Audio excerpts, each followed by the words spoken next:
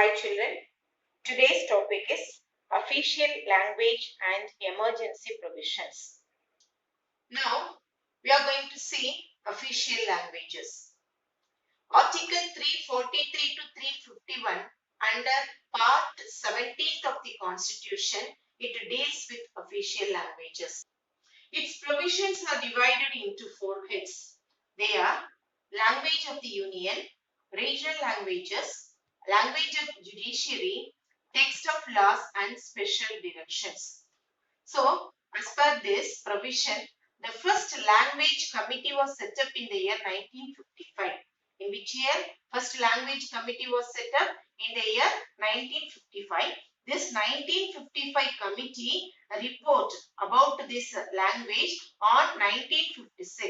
As per this 1956 Act or report, the Parliament enacted Official Language Act of 1963. So, as per which report? As per the first language committee was set up in the year 1955. This committee gave report on 1956.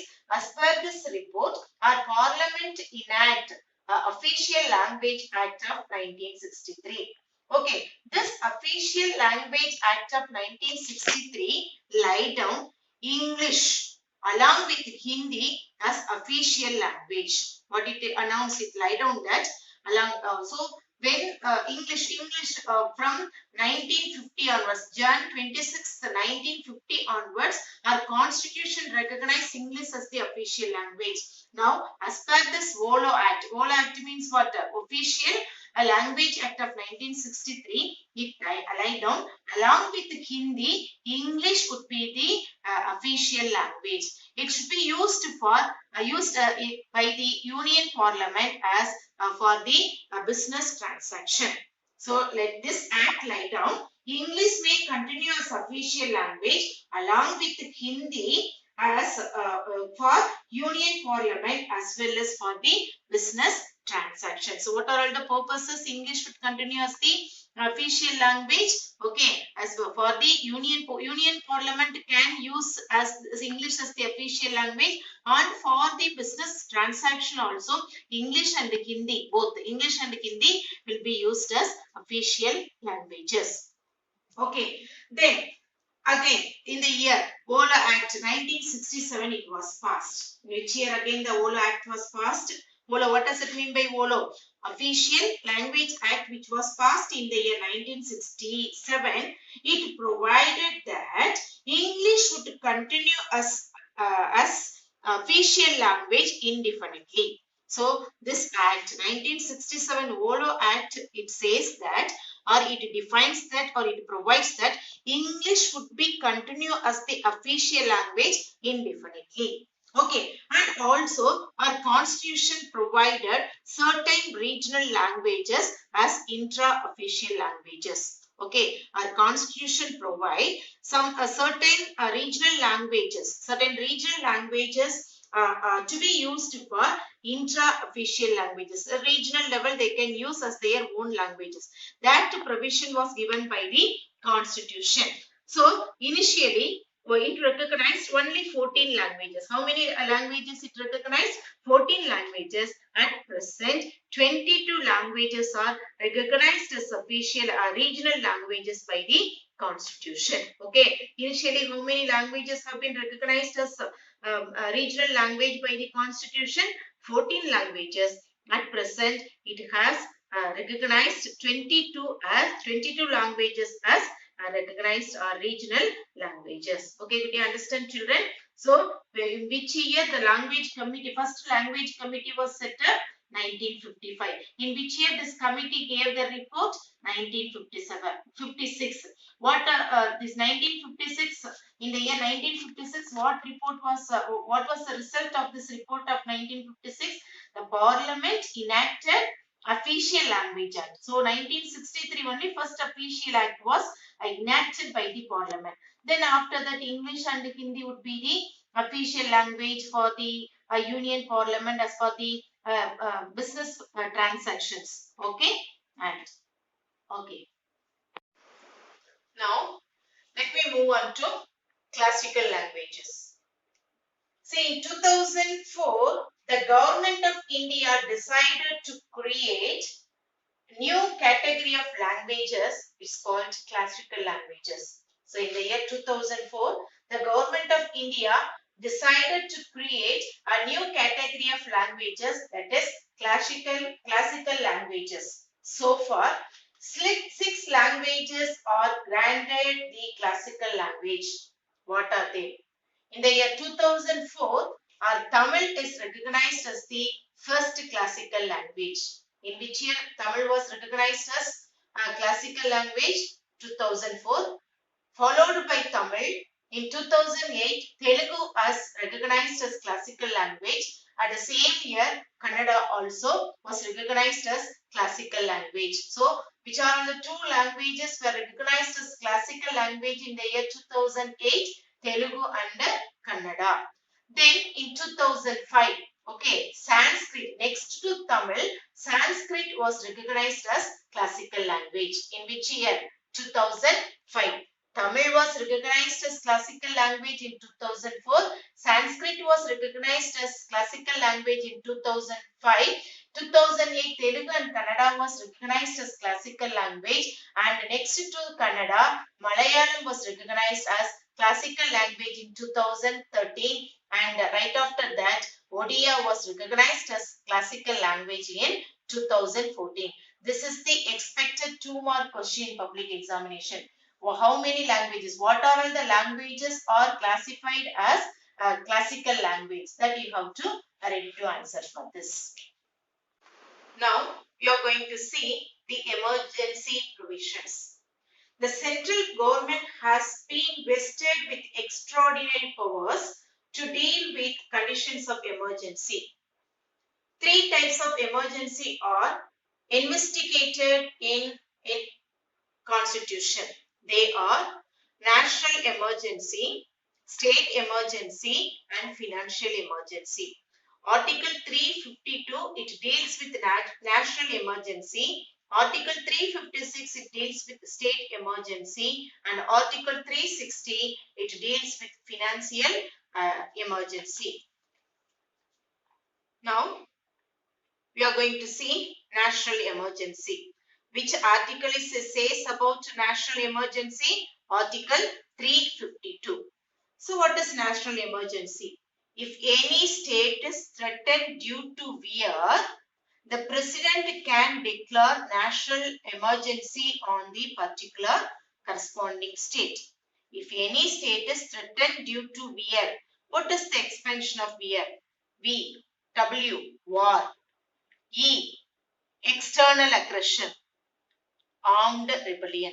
Due to war, due to external aggression, due to armed rebellion, if any state is threatened, the president can declare national emergency on the corresponding state. Okay, this national emergency can be divided into 2. That is external aggression and internal aggression. Okay, external aggression and internal aggression. So what is external aggression? When a national emergency declared by the president due to war, that is called external aggression. Okay, when a national emergency declared by the president due to war, that is called external aggression. What does it mean by internal aggression? This, when a national emergency declared by the president due to armed rebellion, that is called internal aggression. Okay, understand that? So this national emergency it was declared in 3 years in India. That is followed by 1962, 1971 and 1975. See that this too, the 1962 and 1971, it was declared by the president as external aggression. See the example.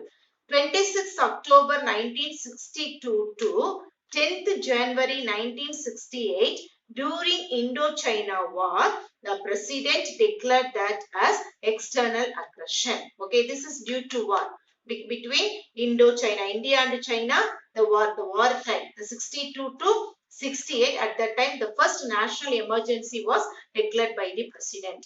And second instant, 3rd December 1971 to 21st March 1972, during Indo-Pakistan War, the second national emergency was declared by the President. This also due to war. So, it comes under that external aggression. Okay. At third instant, it was declared by the President between 25th June 1975 to 21st March 1977 due to the political instability under Indira Gandhi's prime ministership. Okay, this is because of the armed rebellion. Because of the armed rebellion, this declaration, this national emergency was declared by the President. It comes under that internal aggression.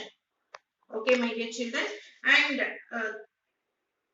now we are going to see about state emergency.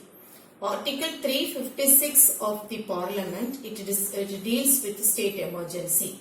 See, the President can declare emergency on any particular state or in any corresponding state. How?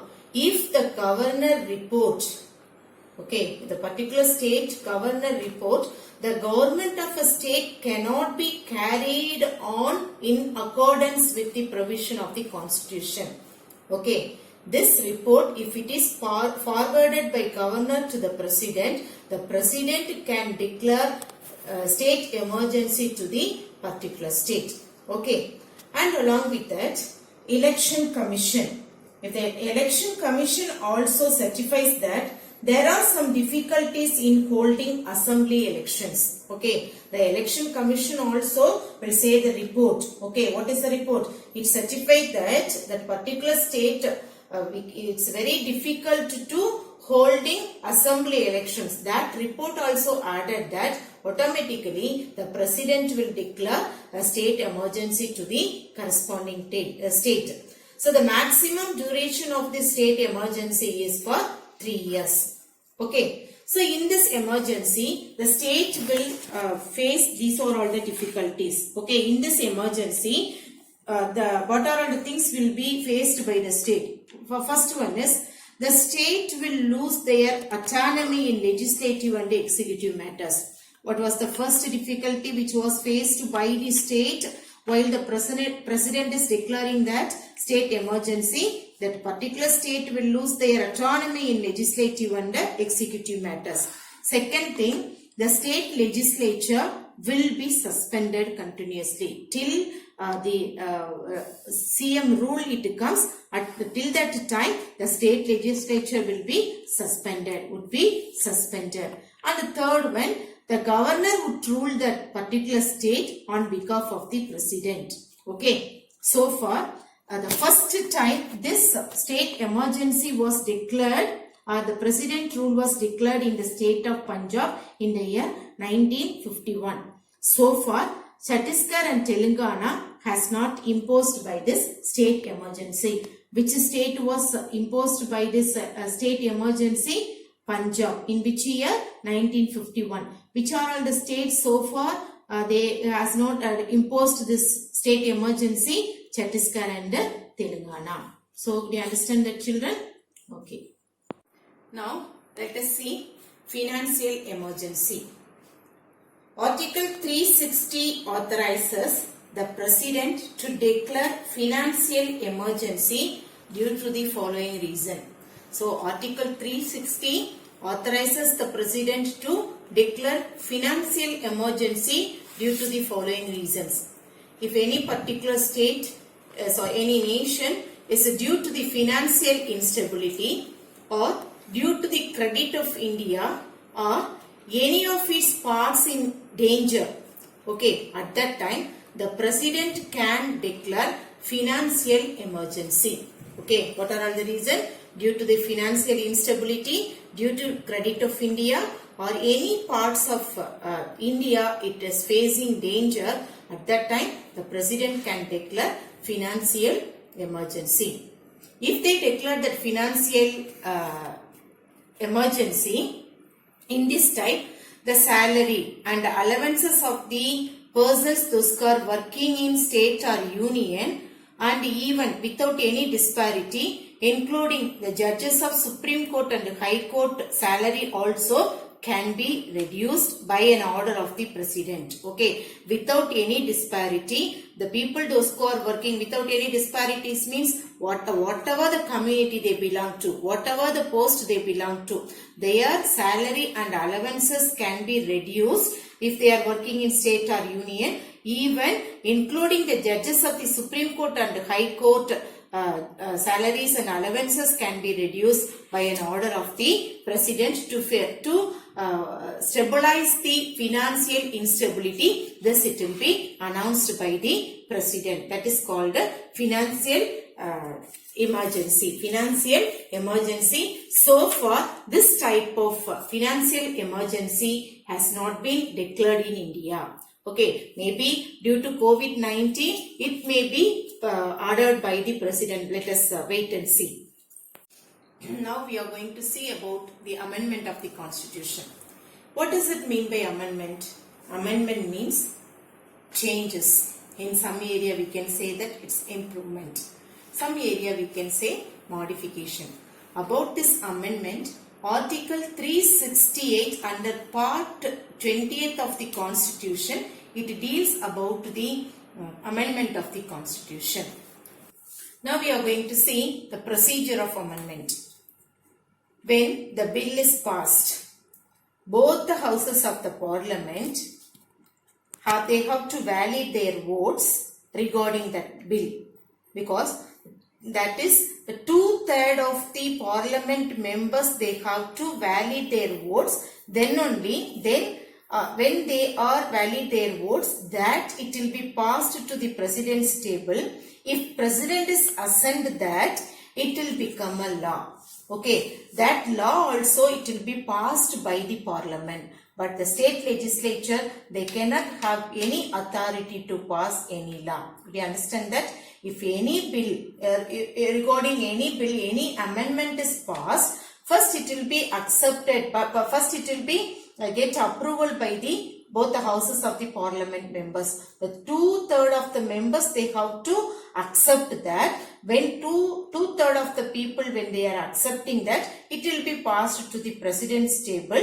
Then president, if the president is assigned, that means he accepted that, it will become law. The constitution will make it as a law. Okay, the constitution will make it as a law. The constitution amendment can be brought about only by the parliament. The state legislature cannot initiate for any amendment of the constitution. Okay.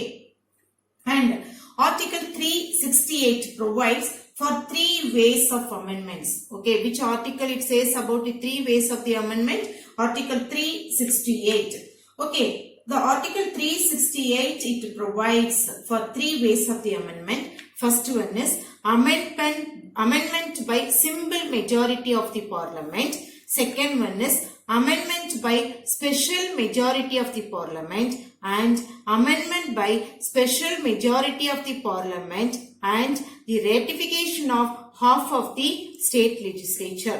These are all the 3 amendments which was provided by Article 368 in the Constitution. Okay. Now this regarding this constitutional